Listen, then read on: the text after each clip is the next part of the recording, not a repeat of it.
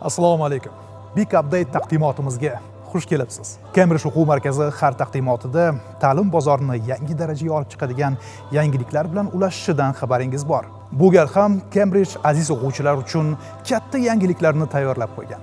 Ularni e'lon qilishdan oldin keling Cambridge'ni qisqacha tarixini eslab olamiz. Albatta, katta muvaffaqiyat ortida tinimsiz mehnat, harakat yotadi. Va Cambridge ham shu yo'lni bosib o'tgan brendlar qatoriga kiradi.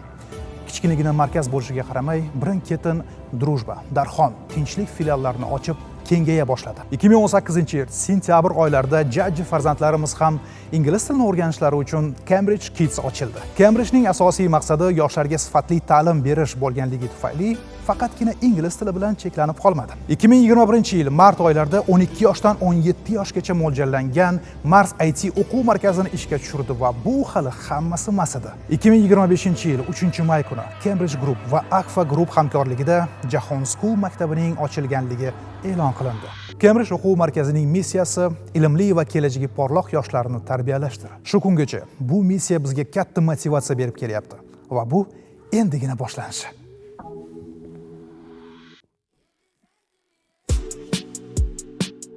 Mana Cambridge bilan yana bir bor yaqindan tanishib oldik. Endi taqdimotning asosiy qismiga ham o'tsak bo'ladi. Tayyormisiz? Birinchi yangilik. Kutib oling, Prepare o'quv dasturi. O'zbekistondagi tizimlashgan o'quv markazlarining deyarli barchasi Navigate o'quv dasturidan foydalanishadi. Shu qatori Cambridge ham aynan shu o'quv dasturidan foydalanib kelgan. Lekin buni o'zgartirish vaqti keldi. Hozir xayolingizga nimaga hamma ishlatayotgan bo'lsa, Cambridge o'zgartiryapti degan savol kelgan bo'lishi mumkin. Hozir sizga tushuntirib beraman. Cambridge doimiy tadqiqotlar va bozor analizini olib boradi va oxirgi payt bitta o'zgarish yuz berayotgani bizning diqqatimizni tortdi. Oxirgi yillarda ingliz tilini o'rganuvchilarning yoshi yildan-yilga yosharib bormoqda. 2020-yilda o'quvchilarimizning asosiy qismini 17 dan 21 yoshgacha bo'lgan yoshlar tashkil qilardi. Bu ko'rsatkich hozir anchagina o'zgargan. Bu bir tarafdan yoshlar ingliz tilini ertaroq o'rganishayotganini bildirsa, ikkinchi tarafdan hozirgi dasturimiz ular uchun murakkablashib ketayotganini anglatadi. Keling, nega aynan Prepare o'quv dasturini tanlaganimizni 5 ta sababini ko'rib chiqamiz. Birinchi sabab auditoriyamizga mosligi. Prepare dasturining Navigate'dan asosiy farqi bu Prepare dasturidagi mavzular asosan 13 dan 17 yoshgacha bo'lgan yoshlar uchun mo'ljallanganidir. Misol uchun 13-17 yoshdagi o'quvchilarimiz uchun ko'proq maktab, do'stlar mavzusi mos keladigan bo'lsa, 18 yoshdan kattaroq o'quvchilarimiz uchun esa job interview mavzulari ko'proq mos keladi. Shuni inobatga olgan holda auditoriyamiz uchun mos dasturga o'tdik. Ikkinchi sabab bu mavzular zamonaviyligi va turli xilligi.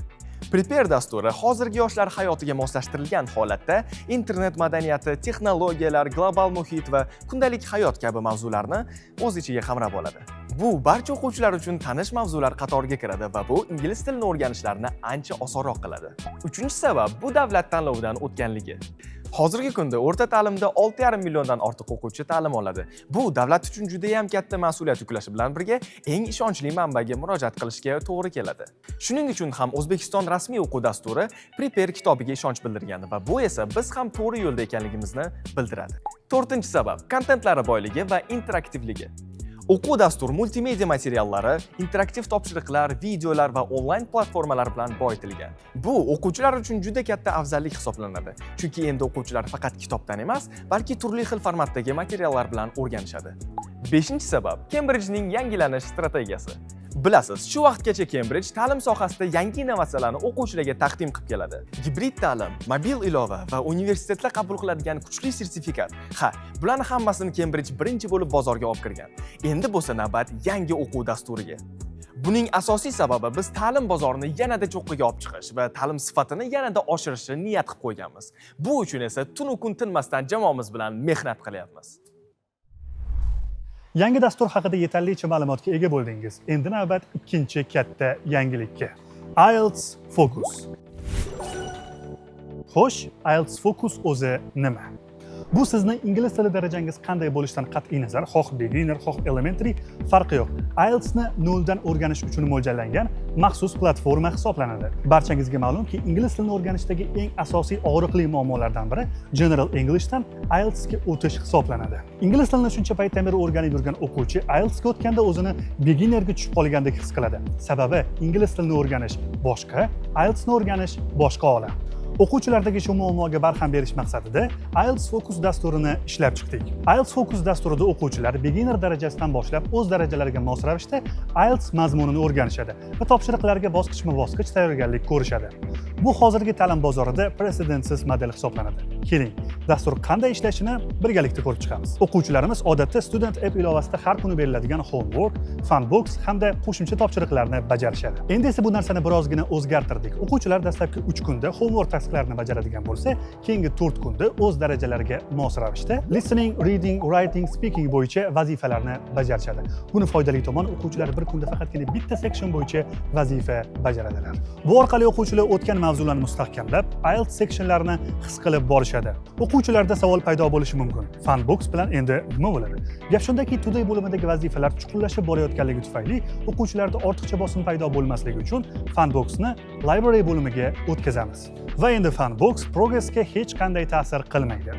Speaking va writing bo'yicha maxsus AI yordamchi qo'shiladi. U siz darsdan tashqari bajargan vazifalaringiz natijasiga ko'ra mavzuni sizga tahlil qilib beradi. Bu orqali esa kamchiligingiz aynan qayerda bo'layotganini bilib olishingiz mumkin.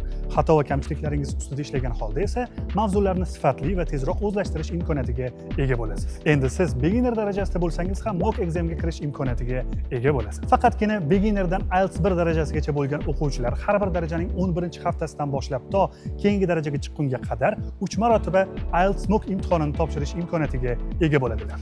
Mana darajam nima bo'ladi deydigan savol sizni qiynayotgan bo'lsa, xavotir olmang. Mock exam har bir darajaga moslangan bo'ladi. Xulosa qilib aytadigan bo'lsam, IELTS Focus AI texnologiyalari, har bir darajaga mos bo'lgan o'quv materiallari, har bir levelda mock imtihonlari va haftasiga 4 marotaba IELTS sectionlar bilan chuqurlashtirilgan o'quv dasturidir. Bu orqali o'quvchilar IELTS ga yo'lma-yo'l tayyorgarlik ko'rishlari va yuqori natijalarni qayd etishlari mumkin bo'ladi.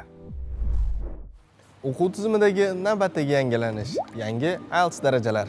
Biz 2025-yilda o'quvchilarimiz yuqori natijaga erishishlari uchun butun o'quv dasturimizni qaytadan loyihalab, o'quvchilarimiz uchun tushunarli va samarali holatga keltirdik. Endi Cambridgeda 3 ta IELTS daraja mavjud. Bular IELTS Level 1, IELTS Level 2 va IELTS Level 3. Nega aynan 3 ta? Xo'sh, IELTS Level 1 darajasida o'quvchilar asosan General English bilim va ko'nikmalarini mustahkamlashadi. Ayniqsa B2 darajada kerak bo'ladigan grammatika va vocabulary qismlarini puxta o'zlashtirishadi va IELTS ga oid bo'lgan bilimlarni ham o'rganishadi. Boshida aytganimizdek, o'quvchi General Englishdan IELTS ga o'tish jarayonida yuzaga keladigan muammolar va qiyinchiliklarni yumshatish maqsadida aynan shu IELTS Level 1 darajasi qo'shildi.